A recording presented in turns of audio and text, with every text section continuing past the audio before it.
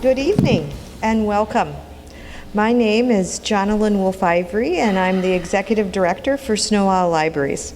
I would like to welcome you to the Rose Hill Community Center for Sno-Isle Libraries Issues That Matter program. This year, our Issues That Matter theme is exploring public safety. Tonight's community discussion focuses on the public safety and health issues surrounding gun violence. In addition to tonight's presentation, we have a display of the different types of materials and resources available throughout our library system, and they include books, DVDs, book lists, and premium databases. We will build on that theme of public safety with community discussions later in September around the topic of bullying, and then later on the topic of driving under the influence and addiction. Please stay tuned to the library's website for these future events. The Issues That Matter community discussion series is made possible through the generous support of the Sno-Isle Libraries Foundation. I would like Angelique Leone, the Foundation Executive Director, and any members or donors of the Foundation here with us tonight to please stand.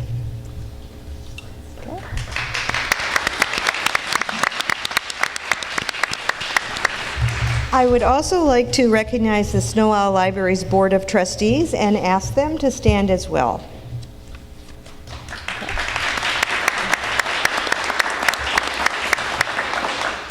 So I know it's a beautiful afternoon, evening, and I just wanted to check to see how far people traveled to come this evening. So how many of you traveled up to 5 miles to the event? Okay, we've got somebody there. How many over 10? How many of you took a boat? Okay. Okay, and did anybody travel over 20 miles? Maybe the Oak Harbor folks and stuff.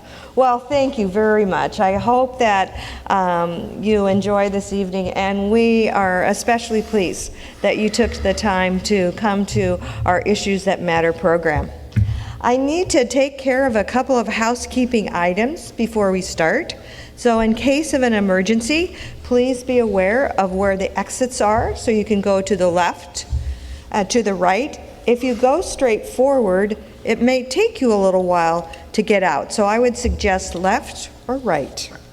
If you would please silent or mute your cell phone or pager to minimize any distractions to the panelists or to those sitting next to you. And we would especially appreciate it if you would refrain from side conversations so you don't disturb those people sitting next to you. I want to give you a heads up that we are videotaping tonight's program, and we will make the video recording available through the library's website and the YouTube channel. The video may capture some footage showing audience members, but we will do our best to avoid capturing audience reactions to different viewpoints you hear tonight, in order to show that Sno-Isle Libraries is neutral on the issues we're discussing.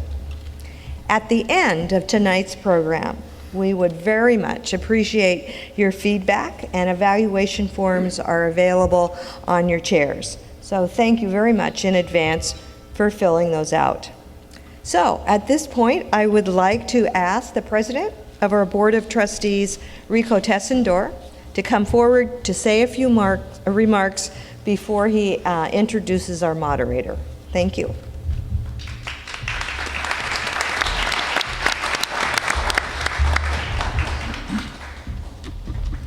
Hello everyone, my name is Rico Tessendor. I'm president of the Sno-Isle Library Board of Trustees, and I'd like to welcome you to tonight's event at the Rose Hill Community Center.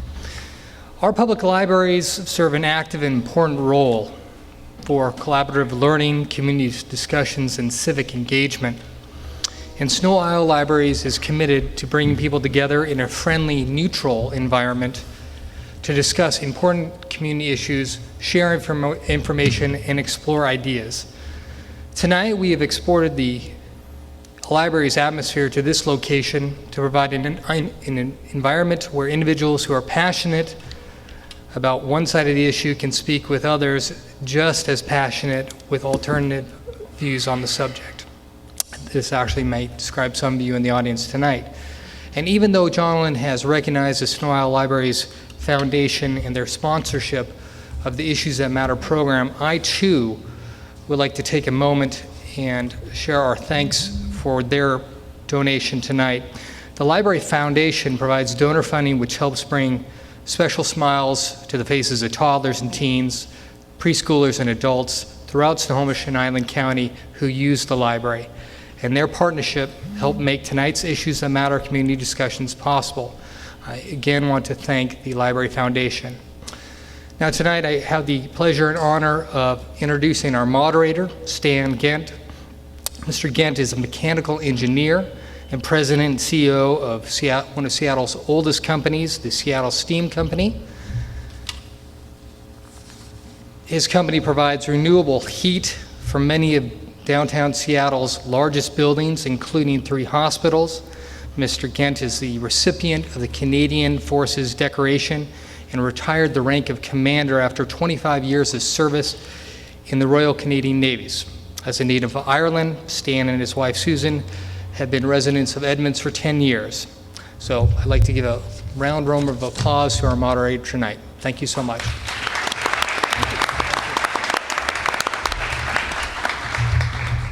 Well, good evening, everybody. I'm honored to be here with you tonight to moderate this distinguished panel. What an interesting and important topic gun violence is. It's an important topic for us to examine together. Gun violence is a risk factor we all experience in our lives.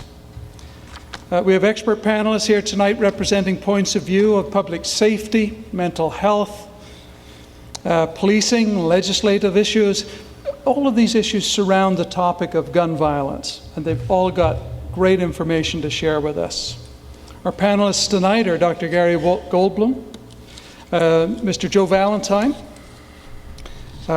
Chief Rex Caldwell, and of course, Representative Mary Helen Roberts, who probably needs little or no further introduction. Please give our panelists a round warm of welcome.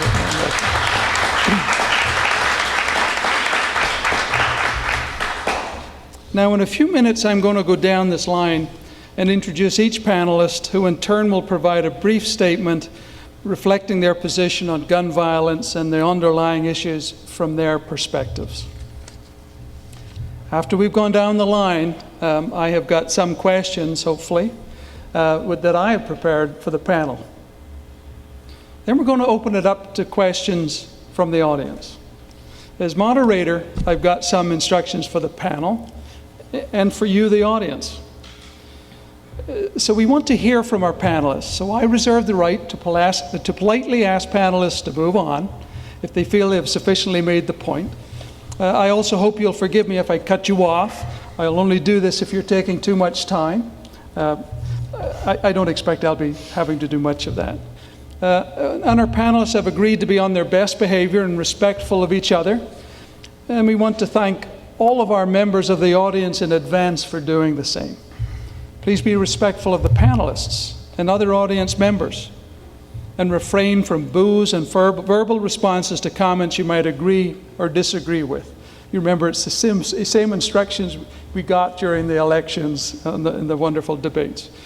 When the time comes for audience questions, here's what I'd like to do. Please write your question on the index cards you were handed when you came in, and raise your hand so that someone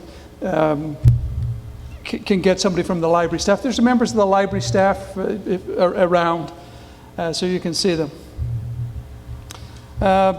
Please write down the panelists that you want to answer the question. If you don't do that, I might ask it of the wrong panelists and you might miss out. When you've written your question down, pass it to the end of the row. Cards are going to be collected by the library staff volunteers. There we go. And they're going to give the questions to our question manager. And she will attempt to group like questions together so we can answer them all at one time. It's a smart way to do that, I think. And if we have enough time, you may certainly submit more than one question, and we'll try to get as many questions during the time available tonight. So now it's my pleasure to ask our panelists to speak one at a time, and I'm going to introduce Dr. Gary Goldbaum first. Gary serves as Health Officer and Director of the Snohomish Health District and is President of Snohomish County Medical Society Board of Trustees. He is also on the board of Project Access Northwest, a nonprofit working to improve the health care of low-income people. Dr. Goldbaum has worked in public health, family medicine, and epidemiology since 1978. Gary? Thank you. Well, thanks to all of you and to the Sno-Isle Libraries for giving me this opportunity to share a public health perspective about gun violence. As a physician, my job has been to learn about my patients and then provide the best guidance and care. As the health officer for Snohomish County, I care for an entire population, over 700,000 patients, if you will, each with different health concerns. However, I believe that all of them, including everyone in this room, want to reduce the number of deaths related to gun violence in this country and in this county. I also know that not everyone agrees on how best to do this. So a good starting point and a place where differences of opinion shouldn't be an issue is to learn more about gun violence and who in our community is most affected. First, let's step back and consider the issue in a global context. Strikingly, the gun homicide rate in the United States is 6 times that for Canada, 20 times that for other developed countries on average, but 30 times that for Australia or the United Kingdom. Overall, more than 30,000 U.S. residents are killed every year by guns. In Snohomish County, gun deaths greatly exceed motor vehicle-related deaths, with about 50 people dying each year from gun violence and about 30 on the roads. Each year in the United States, there are about 600 unintentional gun deaths, over 10,000 gun-related homicides, and about 20,000 suicides. Since 2007, 4 out of 5 gun deaths in Snohomish County have been ruled suicides. Although homicide rates per 100,000 population were lower in Snohomish County than for the rest of the state and for the nation as a whole, suicide rates were higher here than for the rest of the state or the country. Now, before I talk more about homicides and suicides, which represent the most common gun violence, I want to talk about unintentional gun injuries. In Snohomish County, we average less than 1 such death each year, but these always get our attention. These are deaths and injuries that result when unsupervised children and loaded guns wind up in the same place, as tragically happened in Stanwood last year, or when a hunter mistakes another person for the game he seeks. In times past, we might call these accidental injuries and deaths. However, accidental suggests randomness or fate. These injuries and deaths are neither random nor inevitable. They are simply unintentional and therefore preventable. Now let's look more closely at the most common victims of gun violence. Gun homicide and suicide victims are overwhelmingly male everywhere, including Snohomish County. For homicide, males outnumber females 5 to 1, and for suicide, 8 to 1. In many ways, though, the similarity ends there. In Snohomish County, homicide disproportionately affects young people, with rates peaking between ages 18 and 24. Blacks have a homicide rate that is 5 times the county average. South Everett has the highest murder rate in the county. Suicide is very different. It's an almost opposite picture. Suicides occur across all age groups, but suicide rates climb steadily with age and are highest in elderly men. Suicide rates are highest among Native Americans and whites. The communities to the east along Highway 2 have the highest suicide rate in the county. Gun violence is a public health problem. The good news about public health problems is that time and again they have proven to be fixable. In a recent editorial in the New England Journal of Medicine, Drs. Hemingway and Miller pointed out that public health approaches dramatically reduced injuries and deaths due to motor vehicle crashes and could have the same impact on gun violence. Public health approaches emphasize shared responsibility rather than blame. Public health approaches focus on populations rather than individuals and use data to drive policy decisions. Public health approaches aim to prevent rather than to remedy, creating systems in which it is much more difficult to make mistakes and where mistakes do not lead to serious injury.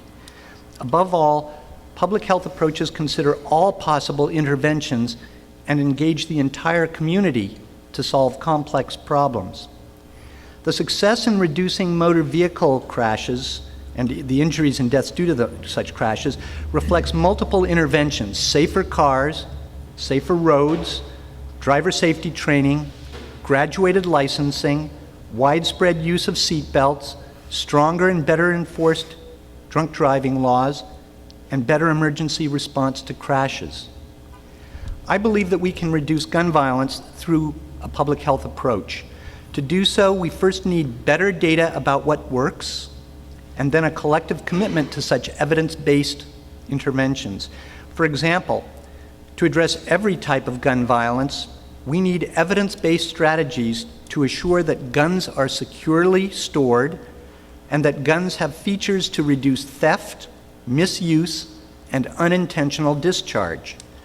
One example of a public health approach is promoting the use of lockboxes for guns in homes with children and adolescents.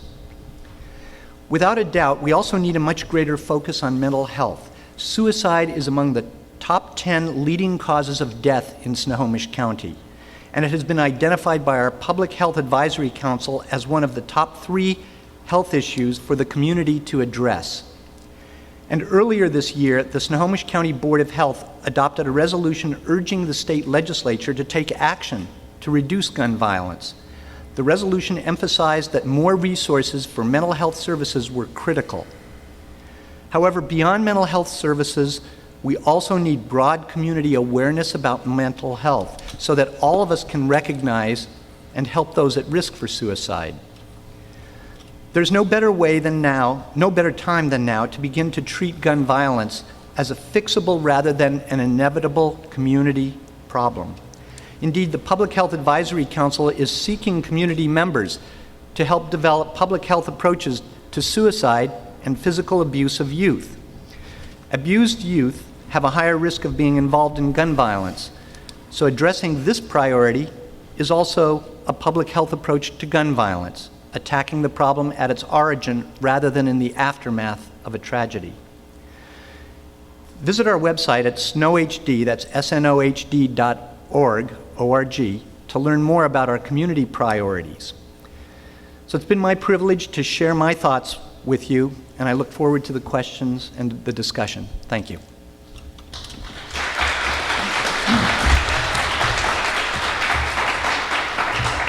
Thank you, Gary. Our next speaker this evening is Mr. Joe Valentine. Joe is the Executive Director of the North Sound Mental Health Administration.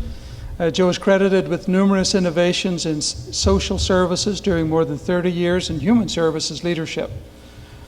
The North Sound Mental Health Administration coordinates and funds mental health services in Snohomish, Island, Skagit, San Juan, and Whatcom counties. Joe. Thank you, Stan. Good evening. Thank you for taking some time out on such a beautiful evening to come and learn about an important topic.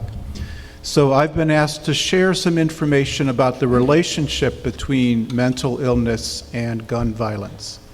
And I'm going to make 3 key points. I'll give you the headlines right now, and then I'll provide information that supports those points, and I'll be reinforcing a number of the points that Dr. Goldbaum made. My first key point is that persons with mental illness are no more likely to commit gun violence than anyone else, and in fact are more likely to be victims of gun violence than to be perpetrators of gun violence. So that's my first point. My second point is there is a lot of research that shows there are things that we can do to support people with mental illness that will reduce the likelihood that they will harm themselves or others. My third key point is that by simply focusing on the relationship between mental illness and gun violence, as some media reports have done, will not only not reduce the incidence of gun violence, but will increase the stigma associated with mental illness. So let me return to my first point, that people with mental illness are no more likely to commit gun violence than anyone else. There has been a considerable number of very rigorous studies conducted on the correlation between mental illness and violence. And these studies have consistently shown that severe mental illness alone by itself is not statistically related to future violence. One of the most widely respected studies was the MacArthur Violence Risk Assessment. They compared violence among persons living in the same neighborhood, persons with mental illness and persons without mental illness, and they found no significant difference between the two. However, a number of studies of violence have identified other risk factors associated with violence. Dr. Goldbaum mentioned some of these, and they include being young, male, single, and from a lower socioeconomic status. Other studies have looked at factors that could be used to predict future violence, and some of those factors are having less than a high school education, a history of violence in your own family, juvenile detention, perception of hidden threats from others, and being divorced or separated in the last year. So persons with mental illness are more likely to be victims of gun violence. Dr. Goldbaum shared some statistics about suicides. Suicides account for 61% of all firearm fatalities. Suicide is the third leading cause of death in Americans aged 15 to 24. This happens to be the age when many people go off to college, join the military, and experience a first major episode of mental illness. And the majority of suicide victims, however, have identified mental health problems. However, there are things that we can do to support people with mental illness that will reduce the likelihood that they will harm themselves or others. And I'll briefly mention two of those strategies. The first, and I know Representative Roberts would really agree with this one, is the early identification and treatment for children and youth who are beginning to show signs of mental illness. One study estimated that 20% of youth have some form of mental illness that deserves treatment. Many of the mental health disturbances that cause pain and misery actually start at the age of 14 years and 75% by the age of 24 years. In the North Sound region, for example, the proportion of youth between the ages of 16 and 20 have a higher rate of psychiatric hospitalization than any other age group. According to the American Academy of Child and Adolescent Psychiatry, there is an average of 8 to 10 years between the first onset of symptoms of mental illness and when they actually get treatment. Early identification and treatment could play a significant role in reducing the likelihood that young persons with mental illness end up hurting themselves or others. One of the strategies that are being employed across the country is mental health first aid. Mental health first aid provides training to teachers and other persons in the community on how to recognize early signs of mental illness and assist persons through an emotional crisis. And in the North Sound region, we are teaming up with Compass Health, a mental health agency, to begin funding training in the community on mental health first aid. A second strategy I want to briefly mention is the use of treatment methods that recognize the role that trauma plays in mental illness. Trauma is one of the major contributors to mental illness. And as we indicated before, there's usually other factors other than mental illness that lead to violence. And one of those other factors is being the victim of trauma at an early age. There's been a considerable amount of research on what adverse childhood circumstances do to the brain and neurological system of a young child. Early adverse circumstances literally alter the brain chemistry in a child change their neurological system, and change their ability to cope with stress. There's been a growing body of research related to treatment, the importance of using treatment that recognizes the trauma that people have faced and provide treatment that doesn't add to the trauma. Finally, my third point is that over-focusing on mental illness as the cause for gun violence will not by itself reduce gun violence, but it will add to the stigma that persons with mental illness face. And unfortunately, the media has contributed to this over-identification of mental illness and violence, even though the research has shown the opposite. There was a study done of how frequently mental health professionals could predict violence. And it was shown that their predictions were little better than chance, and that they were wrong 2 out of 3 times. As one study concluded, to predict something as rare as a mass shooting is like trying to find a very small needle in a very large haystack. Over-focusing on mental illness as the cause of violence will only further stigmatize it in a way that will actually discourage young people from seeking treatment, the very group that we want to actually ask for help. Thank you.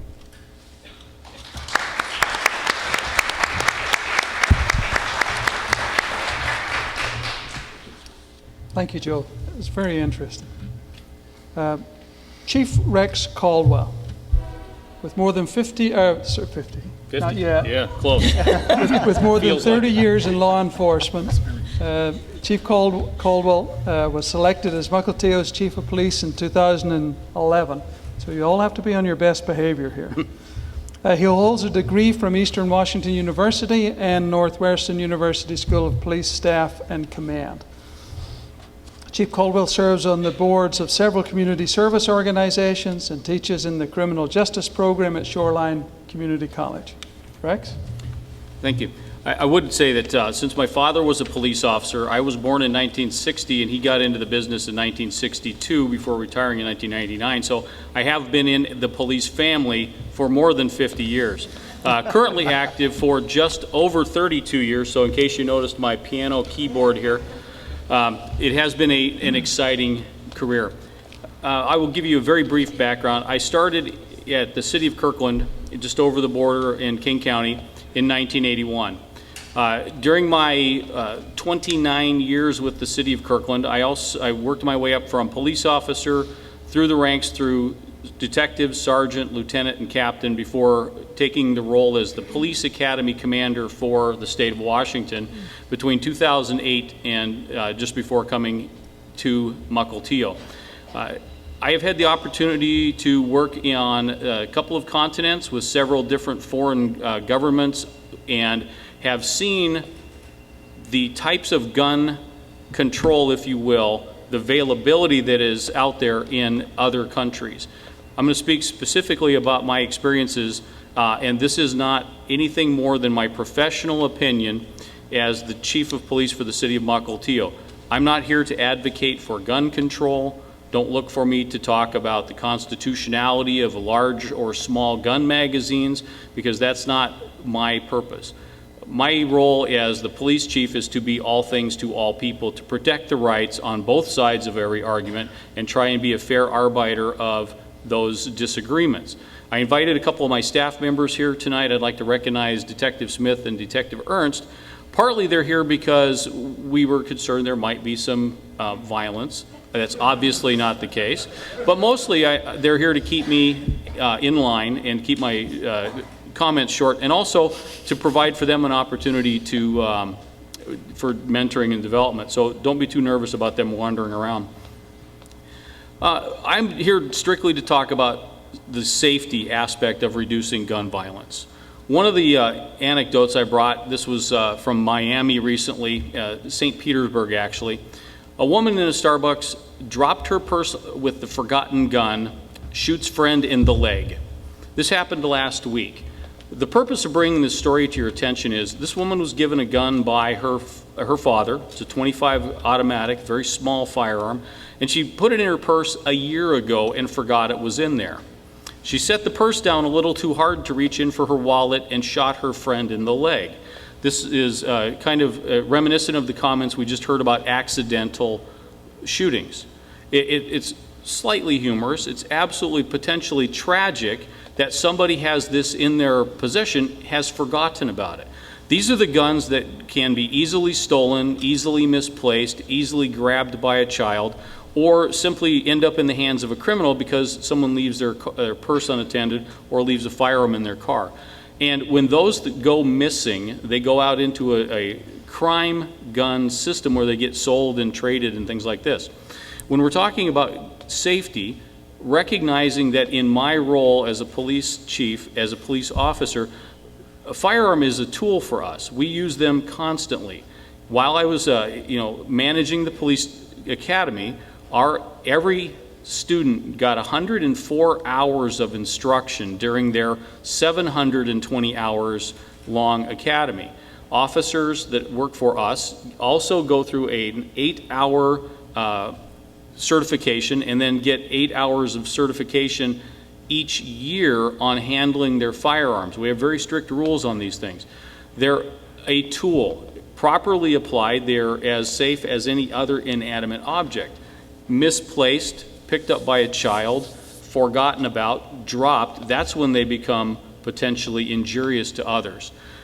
Regarding gun violence, we see it in our agency for the calls that we get in this area. We had a suicide today, not more than 4 hours ago, here in Mukilteo. A young man distraught over some financial issues, picked up a handgun and shot himself in his house. We were dealing with that just before I came down here today. So while it is an important topic, it touches everybody eventually in our community. The fact that we are in Snohomish County, the fact that we're in Washington State, these things really impact a lot of people. Reducing gun violence through keeping the guns out of criminals' hands. Gun safes are available readily at Cabela's, at Walmart, at other stores online. One thing that Washington State has done to help provide some safety to folks in reducing gun violence is that all gun safes are tax exempt. You can buy them from these stores without sales tax. That saves you 10%. Now, why 9.8, whatever it might be in your area? That's important from a standpoint of these are readily available. The state has recognized at a very high level that they want to, provide for safety. I was chatting with an acquaintance who is a cable installer, and he talks about how he goes out to people's homes to install cable lines, and they say, oh, just in this room and through that closet, and he'll move a piece of furniture and there's a rifle on the ground. Or he'll open a closet and there are guns on the ground. And it is frightening the number of firearms that are out there unattended, available for people to just pick up. And before folks get excited and say, well, I want my guns at the ready so I can get to them and I don't have guests in my home that might play with them, I agree. These are general comments about safety and reducing violence, not looking to poke fun at or make light of people's actions. Tonight I brought some resources. One of the and these are both available on the resource tables out there. One is Firearms Safety, the Law and You. This is a publication from the state of Washington. It includes all of the RCW, the Revised Code of Washington laws that talk about everything under the sun, from who can have a firearm, who can't have a firearm, how to get a permit, what the costs are, and all the things like that. So these are available for everybody. I think I brought about 50. If you need more, we have them at the police department. Also, what I brought tonight, since I'm speaking about gun safety, I have a gun safe in my house. My unmarked patrol car is in the parking lot. There is a gun safe bolted to the floor in my car. I have the key in my pocket. There's no firearms in my car. But if I were to get out of my car, I keep it safe. I keep it locked up. It's not going to get out into the public where somebody can play with it. I also brought about 50 of these gun locks. These are free to the public. We issue these out to anybody who would like one. They're very simple to use. They come with instructions. I would encourage folks who are gun owners, if you would like to have a few of these, I've got about 1,000 of them back at the station. They are absolutely free from Project Child Safe. These are available at all times at the police department. Just come in the lobby and tell them how many you want. We'll be happy to supply them. Again, talking strictly about trying to reduce gun violence. We work with the mentally ill. I don't want to touch on that too greatly because that is outside of our control. We work with the folks who are under stress. We work with people who are in crisis, who have undergone trauma. And our role is to try and reduce the opportunity for those violent acts to happen. I would ask simply that as we go through the conversation tonight, if you have questions regarding the role of the law enforcement or how we deal with various and sundry criminal offenses or gun violence, I'll be happy to answer them. If this goes too long and people want to talk afterwards, that would be fine with me as well. I will briefly touch on open carry, because in Washington State it is legal to open carry. There have been cases nationally and locally where people who are advocates of open carry, simply exercising their Second Amendment rights to wear a firearm, have been approached by the police. We are very conscious of that in Mukilteo. We train on that and have had a call as recently as a couple of weeks ago at the Mukilteo Library where they called to say someone was there. We responded and answered questions for staff, did not contact the person because he wasn't doing anything wrong, and we moved on from there. So thank you very much, and I'm very excited that everybody has come here to listen to this topic tonight.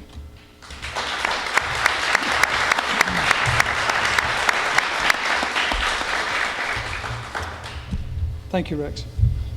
Representative Mary Helen Roberts. Representative Roberts was first elected to the House of Representatives in 2004. She's lived for 30 years in the 21st District, comprising Mukilteo and parts of Edmonds, Linwood, and Everett. Representative Roberts is Vice Chair of the House Public Safety Committee. She also serves on the House Judiciary Committee, Rules Committee, and Early Learning and Human Services Committee. It's a wonder you have any time to join us. Thank you. Thank you very much. It's a pleasure to be here.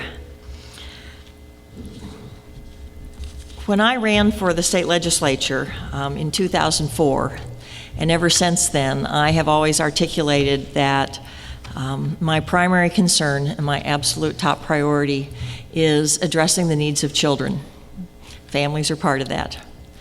And in many ways, gun violence can be a children's or a family issue. Another thing that I want to say sort of as an introduction is that the legislature is very reactive. December's headlines often reflect January's legislation. And so we went into this session this year with the Sandy Hook shootings close behind us. And as a member of the Judiciary Committee, that's the one that has handled legislation that addresses gun issues. There were 4 bills that came to the committee and reflect what I think is a sort of a theme of there are some people who should not be allowed to have a gun. And I just want to run through these bills quickly and tell you a little bit about what happened with them. The first one that's probably the best known and most controversial was the bill that requires a universal background check for anyone purchasing a gun. And the law in Washington is really very uneven. If you go to a licensed gun dealer, you will have a background check. And the system of background checks is federally based. There is a national instant criminal background check. It's something that computers help us do. It takes 3 to 5 minutes, and you buy your gun and you leave. However, if you go to a gun show, or if you happen to be in Seattle on a day they're doing buyback, you can make a deal on the street, and there is no checking. And so this presumption in this legislation was that it should be, I guess I would call it a level playing field, that we want to know if the person purchasing a gun should be excluded for a number of reasons. And they primarily concern those who have a criminal background. the law exempted antique firearms, curios, relics, and also, as the chief said, Washington does have an open carry law, but another law that we have that is, I think, also very generous is that we have a concealed pistol permit process that is the equivalent of a background check. So if you have that permit, then you may make any kind of gun purchase without having another background check. That legislation went through the Judiciary Committee that I'm on. I was one of those voting for it. And that's as far as the legislation went. There were never enough votes in the House for the bill to pass. It was, if there had been a vote, it would have been strongly partisan. It would have been Democrats voting yes, Republicans voting no. However, there had been 2 Republicans identified as supporters, one being Mike Hope, who lives here in Snohomish County, and he's a Seattle police officer, and he was very articulate about his concern about guns. The other was a representative from the Walla Walla area, and she was targeted by the NRA as the vote was approaching and felt compelled to change her position, so she moved to a no. So that bill never moved. Another one had to do with limiting possession of a gun by a person who has a no-contact order, a protection order, or a restraining order. And these are all determined by the court. And if you follow the newspapers, there was a killing, I think, of 5 people in Federal Way several weeks ago. And if this law had been in effect, that person would not have, at least legally, been in the possession of the gun that he used. That bill passed the House, went to the Senate, and nothing happened there. The last one is that, the next one is that we made a system of keeping track of everyone who has committed a felony firearm offense, and that is a registry, and that bill did pass both the House and the Senate. So that is now law, and it applies strictly to that limited population. And the last bill addresses, again, what the chief was mentioning with regard to firearm safety, and it encourages safe storage of firearms. But the meat of the bill was that if a firearm is, if used in a situation where the person is considered to be guilty of irresponsible storage, reckless endangerment, they can be charged with an offense. It also was requiring firearms dealers to offer to sell lockboxes and other safety implements, and that never moved beyond the hearing phase. So I think that's a reflection of how divided we are as a population about what is acceptable. It's also a reflection of how politically explosive the gun issue is, and it is fraught with angry people. And I learned that people who support gun laws can be just as angry as people who oppose gun laws. And I have never, on any issue in my 9 years, received as much mail or as much that usually ended with, and if you don't do what I want you to do, I will do everything I can to get you unelected. And that was on both sides of the argument. So obviously this is an issue that is fraught with emotion. I want to pick up on the issue of children, however, and the role that I think we need to be aware of. And it goes back to what Joe was saying about adverse childhood experiences. Because the issue of trauma is not one that is only experienced directly. We see in a community where there is an environment of violence, in a home where even if the child has never been touched and there is an environment of violence, that has an impact on the child. It creates a change of chemistry in a child's brain, and it really impacts them quite possibly for the rest of their life. So that's why I think we need to be thinking more in terms of what makes our communities strong and our communities safe and our communities nurturing of our children and families. often the use or the possession of a gun is very focused on a limited environment. And while that may make that individual feel that they are making their environment safer, my concern is that sometimes we then do not move on to a sense of responsibility to our broader community. There has been research about the sort of the psychological impact of gated communities. People end up feeling, well, we are safe behind our gate, and therefore we don't need to be supporting the kinds of things that make our community safer.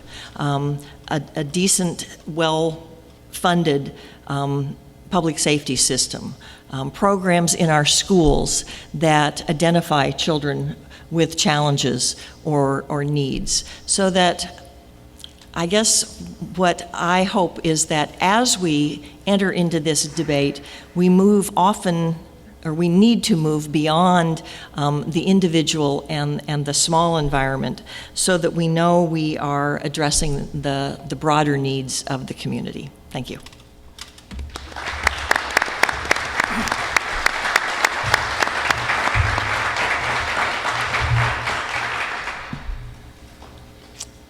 So of course, now we're going to move into the question period. And I've prepared some questions which I'm going to start off, but it's a great opportunity for you now to write down your questions. And remember, I'm going to be reading them.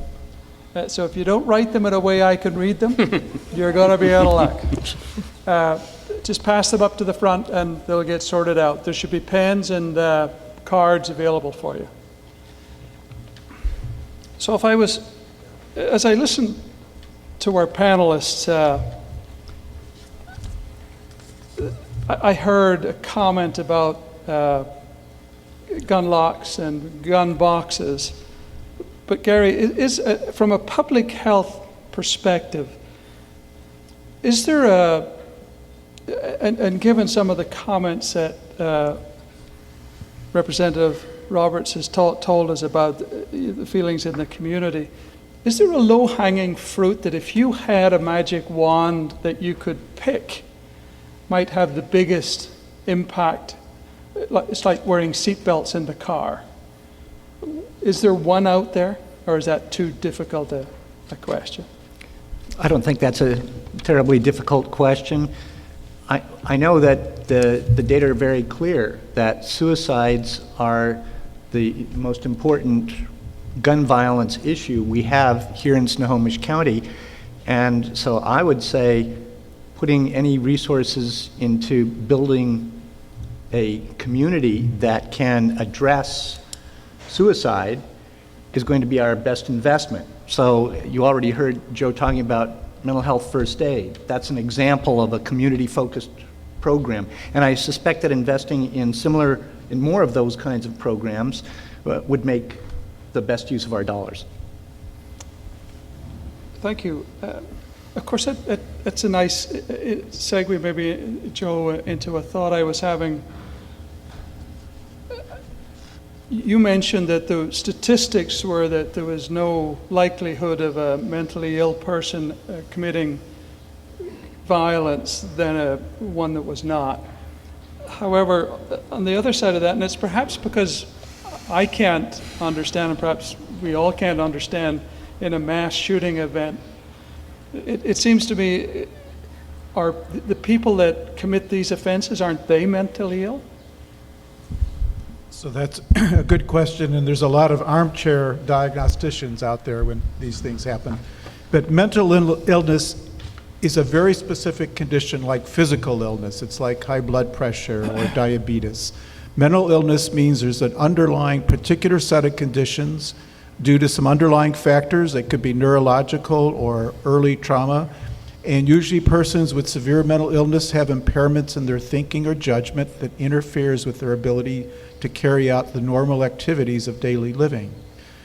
Does a person who commit gun violence disturbed? Obviously, yes, but it may not be because of mental illness.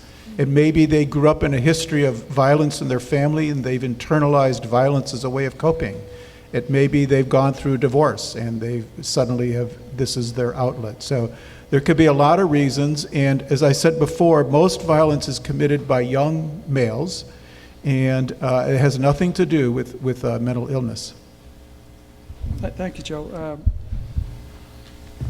Chief, I think you talked about the extensive training your officers get in college and then repeat training annually. Mm-hmm.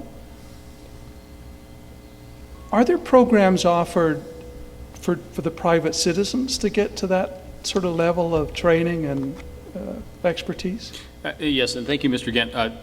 If asked, the one thing that would be the low-hanging fruit that I would offer up is to be hopefully helping to reduce gun violence and accidents and things like that. It would simply be to say education. If someone has a tool and they know what they're doing with it, they're going to apply it correctly, they're going to use it safely, they're going to maintain it, they're not going to forget that they left their hammer on the hood of their car when they leave a job site. I've actually been to calls where people have forgotten their guns on the hoods of their car and they fall off in the street. Coming back to this, there are NRA classes, there are local classes, the Washington Arms Collectors Group has classes available. There are a lot of classes available online for the average person to come take. The one thing I would offer when looking at these classes, though, is really look at what you're buying and look at who is providing the class, what the curriculum is, and don't just take the first thing that comes up on your web browser. Ask around and get some good references from people you trust, just like you would at any school, where you wouldn't just show up on day one and hope that your education was going to be great. You're buying a service, you should be getting that education from somebody who knows what they're talking about, who can provide you with accurate information that will keep you safer at the end of the day. Thank you. Thank you. This question from the audience, and I'm not quite sure whether it's good for Gary or Joe to get an answer, but let me ask the question and then perhaps both of you can have an impact or a statement on it. How much impact does violence on television, video games, and movies have on this topic? Is there data, correlation, connection?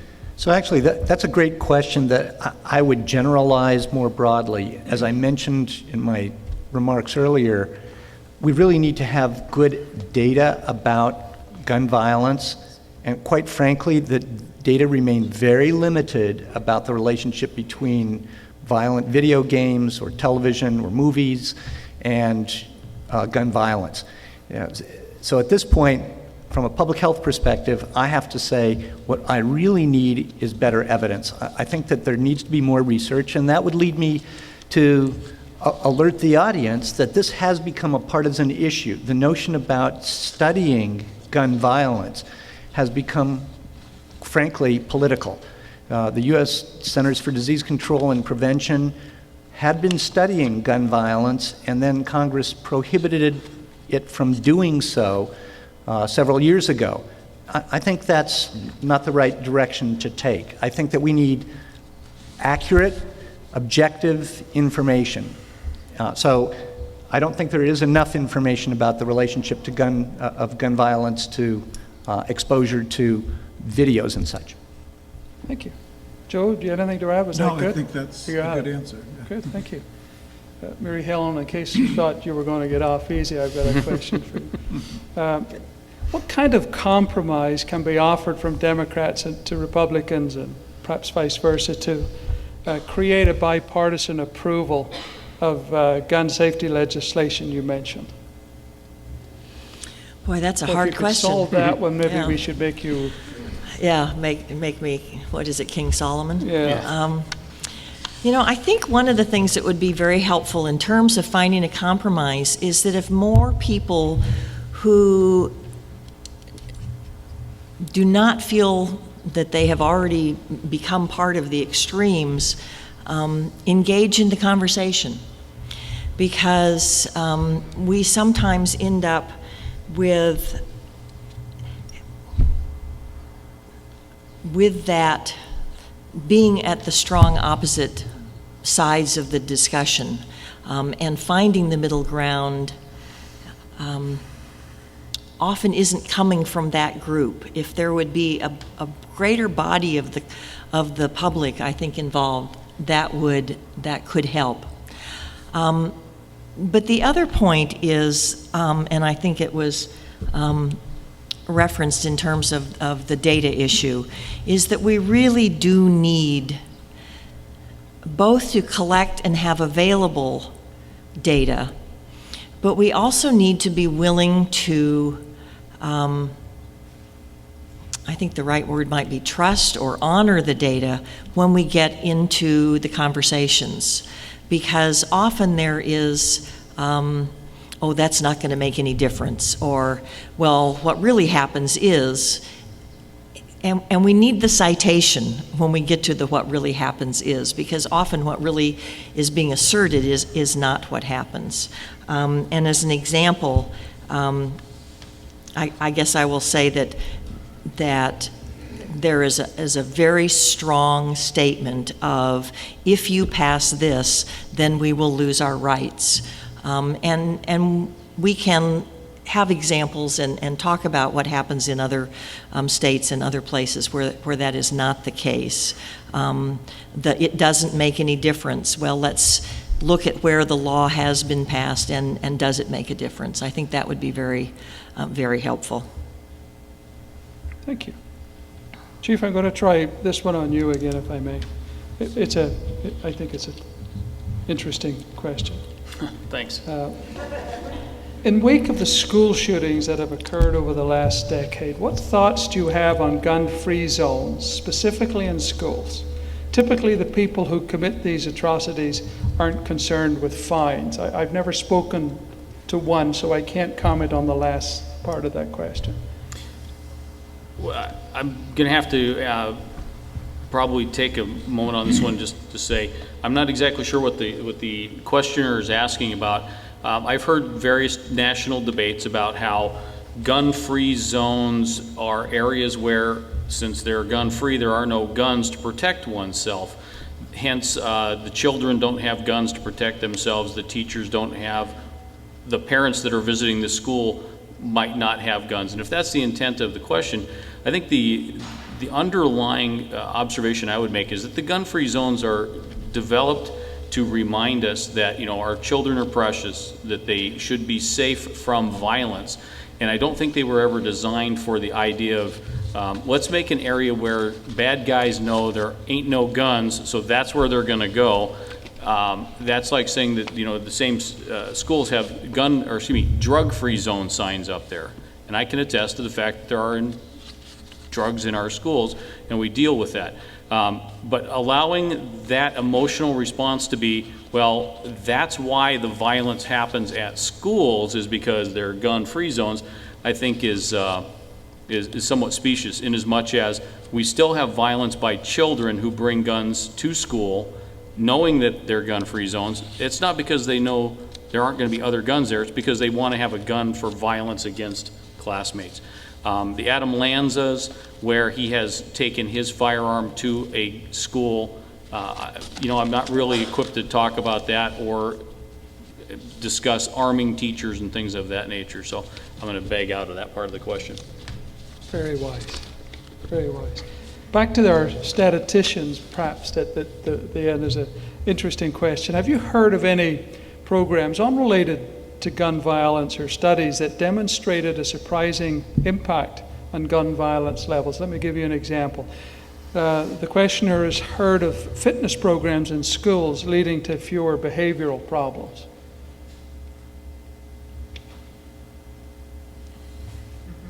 Okay? Didn't get that.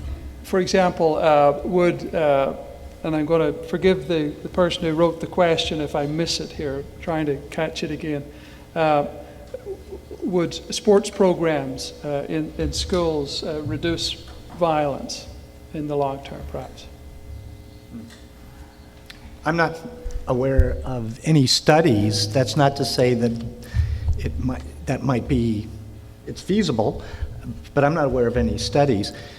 Again, this gets back to the question, if we are serious about trying to reduce gun violence, then we really ought to be studying what is going to work most effectively. And that's another example of a place where I don't think there's been any support for studies.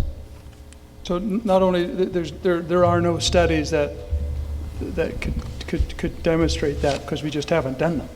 Only that I don't know of any studies. Okay, that's Maybe great. Joe does. Well, no, but I mean, I don't know about physical fitness. I don't know if football would be one, but there have been some really well-researched programs that teach young children alternate ways of handling conflict.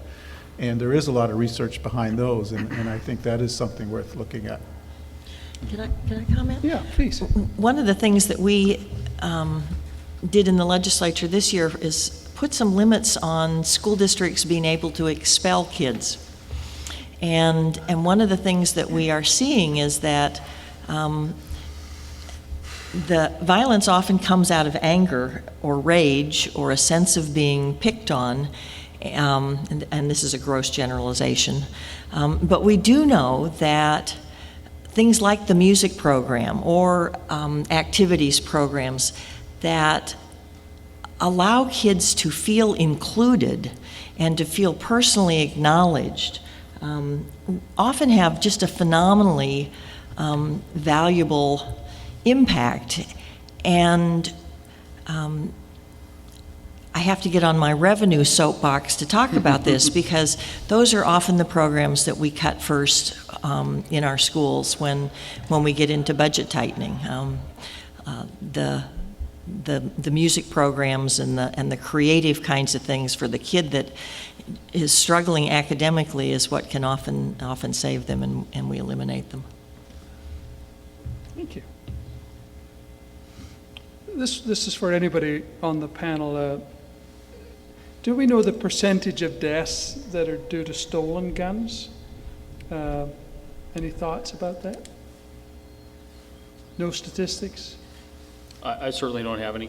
I know that I would offer that people who are stealing guns to use them for violence are probably less likely to have taken a safety class or care about the outcomes of what their actions might be. So whether we can kind of take that back to my comments about keeping the firearms that people own safe from becoming stolen. Secure them in your house, keep them secure in vehicles, keep them secure on your person. That's going to hopefully reduce the number of them that get into criminals' hands that might use them for violence. Thank you. And although I'm trying to take questions, only one from each card and then going back and around, I am going to take two questions on this one card. Could I comment too? Just also to add that the majority of suicides don't involve a stolen weapon. They're usually a weapon that belongs in the household where that person is committing suicide. The adult or has purchased that gun, or it's a child who, or adolescent, who simply knows where the gun is kept. So at least for suicide, it's not about stolen weapons. And this question is for Joe. It's, what is considered mental illness, especially in regards to the age group of 15 to 24? Is that a little too broad? Well, usually mental illness first shows its first signs in that age group, and there's sometimes an incubation period of 8 to 10 years before it's fully recognized. There are many different types of mental illness. Some psychotic where the person's thinking is clearly impaired, depression, severe anxiety. But really it takes a trained clinician to make those diagnoses, and they're constantly adding and updating the research on what constitutes mental illness. But I think there is a growing body of research about how much mental illness is actually related to underlying neurological factors. Thank you. Again, a statistical question or a data question. Has gun violence increased over time? And if so, what factors have been identified that are controlling to that trend? Are we getting worse? In the United States, the number of gun-related deaths has declined pretty much every year over the past couple of decades. So fewer people are now dying of gun violence than in past years. However, that also seems to correlate with the number of households that own guns, which also has been declining over time. So there are fewer households with guns, but there are more guns in those households. And so it would appear that gun violence is going down, but the risk is clearly in those households with guns. Thank you. I have one for Chief Caldwell. With the proliferation of sales of rapid-fire assault rifles, is there danger that a police force could be outgunned by the violent militia group? Wow. Somebody's planning. Don't give away anything that's confidential here. No, I don't think anybody's planning. I think it's a legitimate question. For someone to ask, the Mukilteo Police Department is well equipped, very well trained, and well armed, for what it's worth. We do not have fully automatic weapons. However, we have on reserve an agreement with regional SWAT teams to respond to violent actions. Now, having said that, if somebody gets a nuke and sneaks it in on the ferry, we're going to be outgunned. It's as simple as that. I'm not going to get into a discussion of violent militia groups, because I think that's a label that someone might want to drop on the other person. I'll just simply say, there is always going to be someone who is better armed, better equipped, perhaps even better trained than my staff is going to be. We have folks that are overseas right now learning how to de-arm IEDs. I am not suggesting in any way, shape, or form they're going to come back here and use those skills against us. It's simply a matter of limited funds, limited necessity, and I'm certainly not going to become an armed camp with a gate around the city of Mukilteo and scare the heck out of my citizens or my staff that we need to be buying bigger and better and heavier armor all the time, because I think that's ill-conceived. So whoever had that comment, I'd be happy to chat with you afterwards. Thank you. Thank you. I'm going to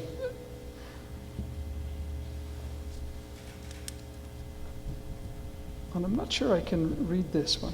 Help me here.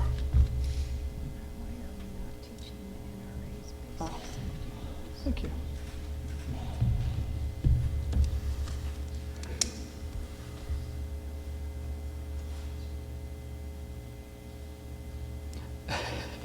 This is the question of anybody, and I'm chuckling only because I have a connection to 3D printing.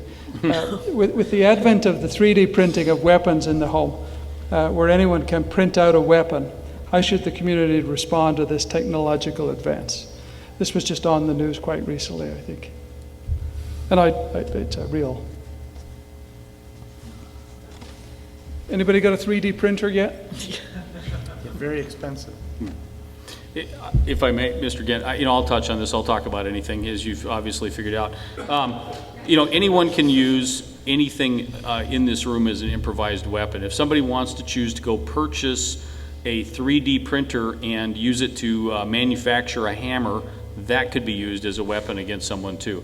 Now, the idea of a 3D printer being used to manufacture a firearm, I think you can buy a whole lot of firearms for the price of a 3D printer and the equipment that goes along with it. So other than the novelty factor at the moment, I think it's just an interesting debate. I really don't see people going out and doing that anytime soon for the purpose of manufacturing firearms.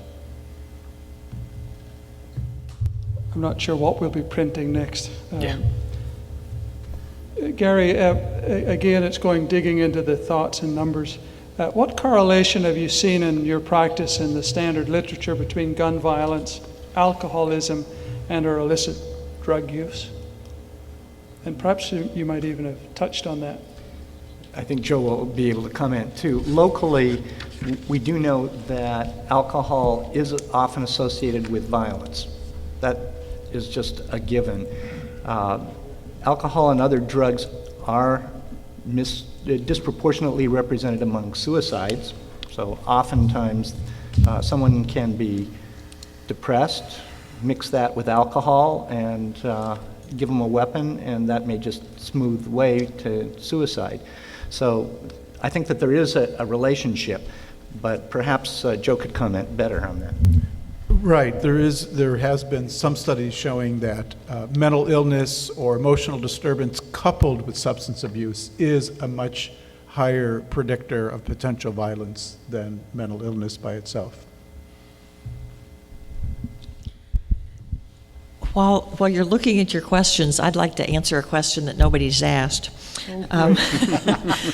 Well, one of the committees that I'm on deals a lot with juvenile justice, and I don't quite know how to define this population, but the easy access that some juveniles have to guns often leads to behavior that was totally unintended. The having the gun and doing something violent with it wasn't the plan, but young people often lack the planning skills, the control skills. Even if a crime was intended, I didn't mean to shoot the guy in the liquor store, I just wanted to scare him. Those kinds of things come up a lot. And the presence of a gun makes the seriousness of the crime so much more significant. It moves juveniles into the adult system. I guess I'm leading on one of my other soapbox speeches is that often we don't have the prevention investment, but then we end up with the consequences, and that it's life-changing for anybody that's been involved, and particularly the person that was holding the gun. We add 5 years automatically if there was a gun involved. If there's a loss of life, you immediately face the possibility of life imprisonment. So that's something that I think, particularly in that what is it, about 14 to 22 category, where the brain science shows that the brain is not totally plugged in yet, is really very unfortunate. I have a question. Again, I think it's a police-related question, Rex, and I'm not quite sure how it relates into gun violence, but the question is asked, so let me try. How have the recent Department of Justice investigations of the Seattle Police Department affected surrounding communities? Is there a sort of a spillover in your thinking about what's going on there versus here? I would say, first and foremost, John Diaz, the now former chief, and Jim Pugil are both acquaintances of mine. I've been around law enforcement for more than 3 decades, as I mentioned. I'm also acquainted with Sue Rahr, the recently retired sheriff of King County, who now is the head of the Criminal Justice Training Commission, the police academy for the 12,000 of us that are in law enforcement in Washington State. I think it's a topic of conversation that we have had at our Washington Association of Police Chiefs and locally with the Snohomish County Police Chiefs. And not to make light, honestly, but better them than us. They are in a tough position, and with the DOJ on top of watching their actions, it has prompted a larger regional conversation around crisis intervention training, which is now more readily available. The availability of mental health money for officers to deal with crisis and be better able to de-escalate. I left a meeting at the Shoreline Community College just today talking about a new program that the King County Sheriff Urquhart is promoting, where they have outreach to people in their community who are known to have mental health issues, where family members can contact them and say, this person has propensities, be aware of it. So there is a database, there's information available to say, Rex has this problem. If you contact him, here's what you might engage, and here are the resources that are immediately available. So it has prompted some deep soul searching to look around and look at what has caused the DOJ to be here, what has caused the conversation to devolve to the point where someone's got to come in and tell you how to run your police department. But also on the periphery, it is information that we use to look at our staffing, our policies, our procedures, our training, so that we, A, don't find ourselves in that position, but more importantly, B, provide the best service that we possibly can to our citizens. Thank you. I think we're now reaching towards the end of our program, and I'd like to offer each of the panelists an opportunity to perhaps make a quick closing statement. Don't feel comfortable if you want to pass, because we've covered a lot of the topic. But well, first, thanks to all of you for sitting through this entire set of presentations and responses to the questions. Again, I think you've heard me say repeatedly, I'm an optimist. I think that there are solutions. I very much believe that this is a public health challenge, and that we really, as a community, should work together to address the problem with a public health approach. I think Representative Roberts talked about focusing on creating safety in the whole community, and there's so much we already know about programs that work with young children and young people that we really need to make those investments in those programs that research have shown works. Well, I just wanted to comment, first off, thank you for allowing me to be on what you termed to be the distinguished panel. I certainly don't see myself as a distinguished panelist. I'm a guy doing a job for the citizens of the city of Mukilteo. One of the factors that really drives me in this, again, having been raised in a police family, I saw this violence touch my aunt and uncle back in Montana. There was some alcoholism and domestic violence in the situation. My uncle murdered my aunt and spent about 40 years in prison. I watched my cousins grow up raised by my grandmother and grandfather, who should have been enjoying their retirement. So having seen this firsthand, how it impacts people, I have worked to try and reduce gun violence and these issues that we're talking about here today. Just in closing, I'd like to say I remain a resource, even though this is only an hour-long panel. I am online. Reach out to me via email. Drop by the police station, send your questions. I'll be happy to stick around and talk after this. But most importantly, learn your tools and understand the safety of keeping these things locked up. 1.4 million firearms are stolen every year, according to the Department of Justice, in burglaries, from car prowls, off of loading docks, wherever they might be. If they're locked up and used properly, they are not going to be stolen and used as tools against our citizens. So please be cautious. These gun locks are free, and I got lots of them.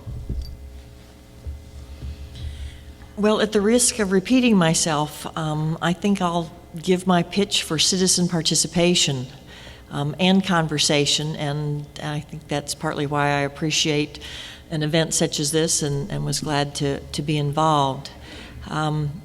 There is a tendency for the public to often in a very loud voice or a shouting voice say, well, you just go fix this. And if there is not consensus about what fix this means, we don't make that much progress.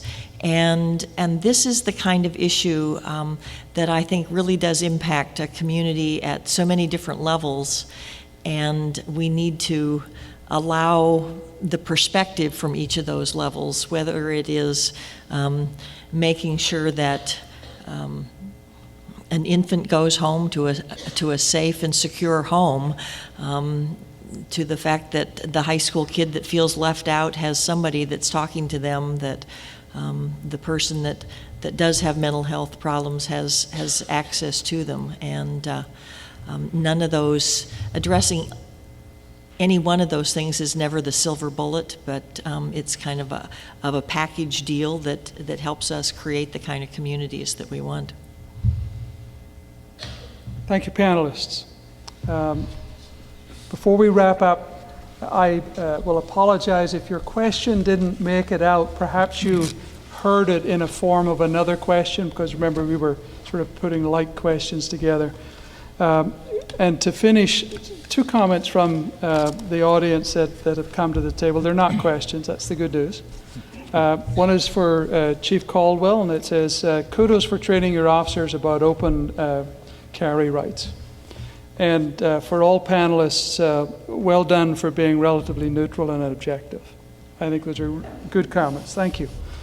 Thank you. Civil discourse on issues that matter is what makes America what it is. Our thanks to the Sno-Isle Libraries Board and library staff for hosting this opportunity for safe, meaningful, respectful dialogue in this important topic. Let's give them a round of applause for their efforts.